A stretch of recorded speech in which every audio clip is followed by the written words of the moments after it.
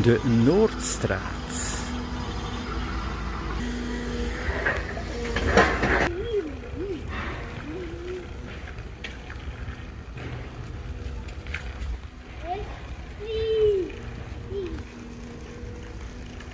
De winkels zijn open, maar je ziet wel bijzonder rustig.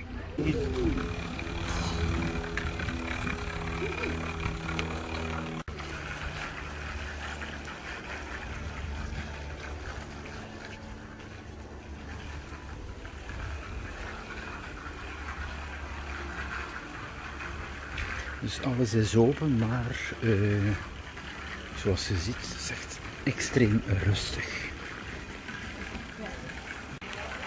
Tovernaald.